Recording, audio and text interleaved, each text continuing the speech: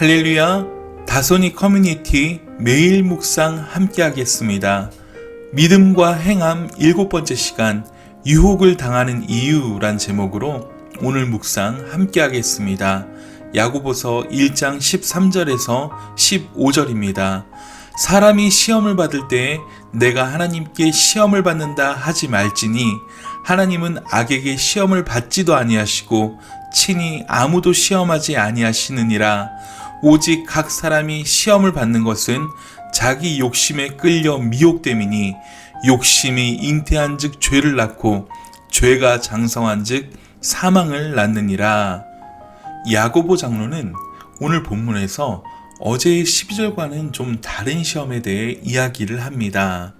사람이 시험을 받을 때 내가 하나님께 시험을 받는다고 말하지 말라라고 말하며 그 이유를 말씀하고 있습니다. 그런데 오늘 본문에서 말하는 시험이란 영어 성경으로 보는 것이 좀 더 구분이 쉬운데요. 테스트나 트라이얼을 의미하는 것이 아닙니다. 여기에서 사용된 시험은 템테이션, 즉 유혹을 의미합니다. 단어는 같은 단어가 사용됐지만 여기 사용된 시험은 유혹으로 번역하는 것이 문맥에 더 어울립니다. 즉, 이 본문의 요지는 사람이 어떤 상황 앞에 스스로 유혹을 받아 넘어졌으면서도 오히려 하나님께 시험을 받는다라고 말하였다는 것입니다. 여러분, 에덴 동산에서 하와가 유혹을 받을 때를 생각해 보십시오.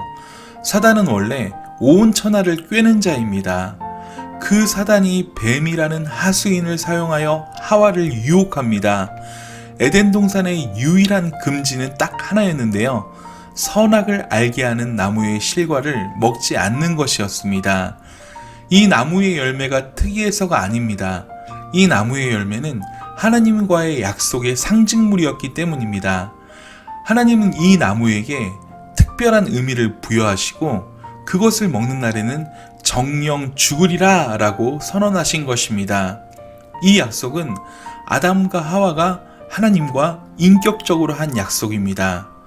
그런데 사단이 다가와 살며시 유혹하는 것입니다.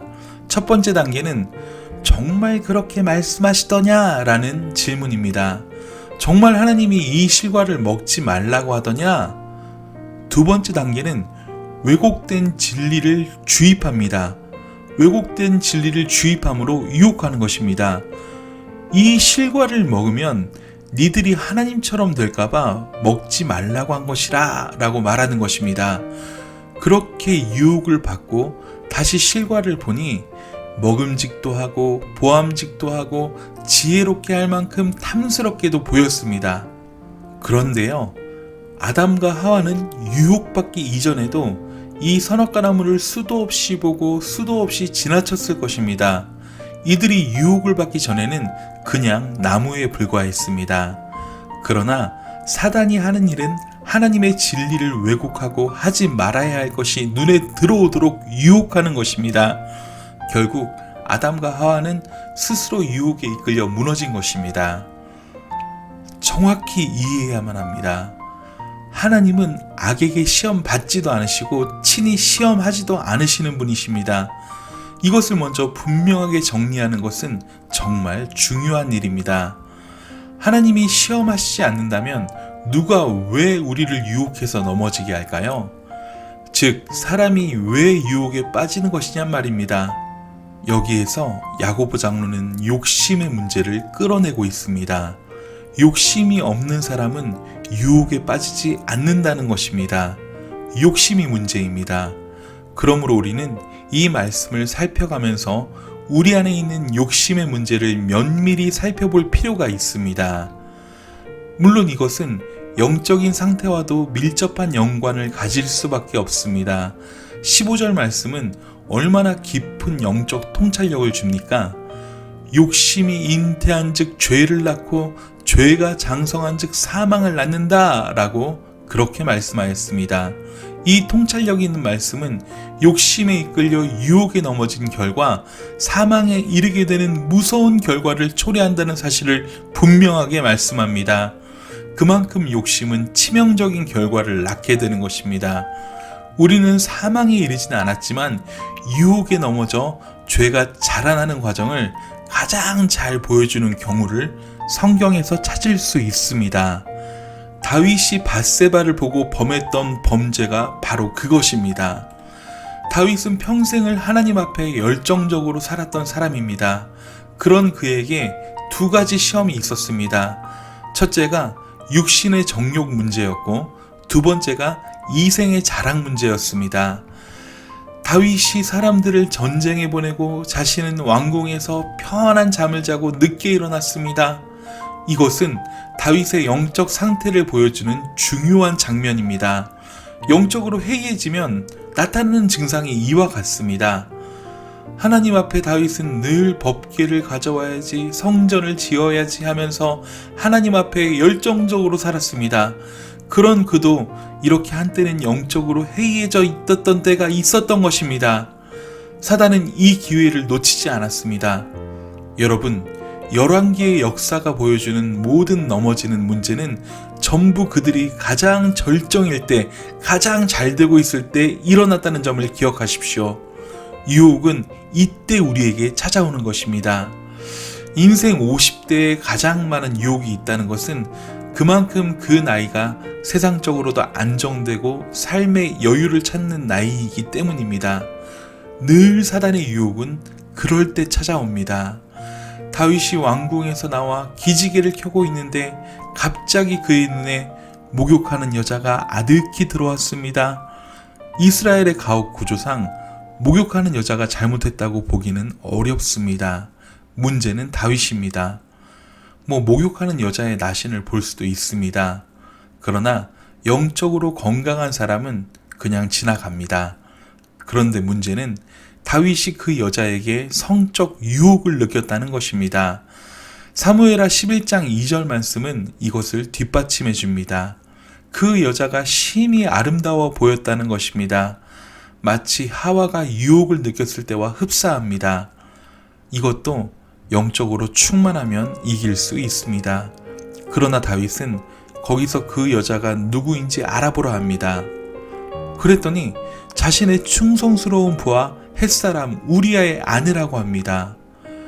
이 사람은 다윗이 가장 어려울 때 함께했던 사람입니다.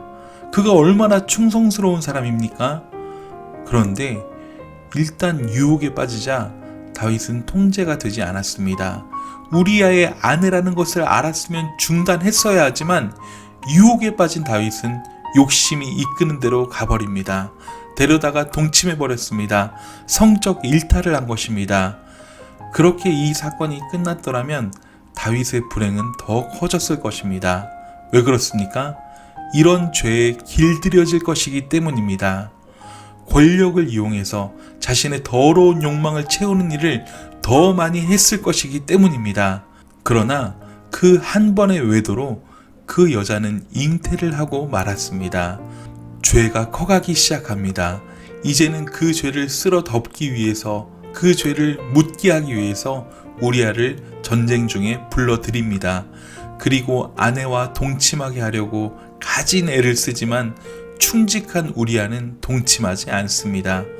그러자 다윗은 얼마나 간악한 범죄를 저지릅니까? 요압과 짜고 우리아를 가장 전쟁이 치열한 곳에 보내 억지로 전사하게 만든 것입니다. 그리고 밧세바를 자기의 아내로 삼습니다. 이 사건으로 인해 다윗의 왕국 이스라엘은 하얀 길로 접어들게 됩니다. 여러분, 이 다윗의 사건을 보면서 죄가 장성하는 과정을 이해하시겠습니까? 문제의 핵심은 바로 자기 욕심입니다. 아담과 하와가 하나님과 같이 되고 싶은 욕심의 선악과를 따먹었듯이 다윗이 음란한 욕심에 불륜과 살인을 저질렀듯이 욕심은 다양한 얼굴을 하고 우리를 유혹하는 것입니다. 여러분, 다시 강조하여 말씀드리지만 야고보 장로가 오늘 본문을 통해 심각하게 제기하는 문제가 무엇입니까? 스스로의 욕망으로 빠진 시험, 즉 이러한 유혹을 하나님 탓으로 돌린다는 것입니다. 하나님이 나를 시험했다고 말한다는 것입니다. 여러분, 하나님은 사람을 시험하지 않는 분이십니다. 하나님은 우리를 유혹해서 넘어지게 하시는 분이 절대 아니십니다. 그러하기에 하와가 유혹에 넘어졌던 것에 대해서 하나님은 그 책임을 뱀에게 돌리지 않습니다.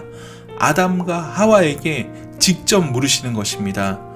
이것은 너무 중요한 원리입니다. 하나님은 우리를 하나님의 형상대로 지으시고 우리가 그 형상의 힘으로 유혹을 이기길 원하신다는 것입니다. 믿음으로 산다는 것은 욕심을 내려놓는 것입니다. 이것을 정확히 하십시오. 믿음으로 산다는 것은 유혹에 넘어지지 않는 성도가 되는 것입니다. 그렇게 하려면 마음속의 욕심을 잘 살피는 지혜가 필요합니다.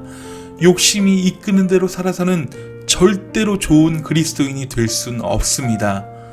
욕심을 내려놓는 것이 복 있는 성도가 되는 길입니다. 이 시간 한번 돌아보십시오. 내 안에 은근한 욕심들이 숨어 있지 않은지, 혹은 지금까지 욕심대로 살지는 않았는지, 이 욕심을 말씀과 기도로 없애지 않고 하루하루를 그냥 시작한다면 우리는 이미 실패한 그리스도인입니다. 그러나 욕심을 내려놓고 내 안을 말씀과 기도로 채울 때 하나님은 우리에게 성령으로 충만함을 허락하여 주십니다. 놀라운 역사를 나를 통해 이루어가게 하십니다. 여러분, 우리 안을 오직 말씀과 기도로만 채우십시오. 그리하여 욕심을 완전히 죽여버리십시오. 오늘 하루도 욕심을 버리고 믿음으로 행하며 우리 삶을 승리하는 저와 여러분 되길 간절히 소망합니다. 사랑하고 축복합니다. 샬롬.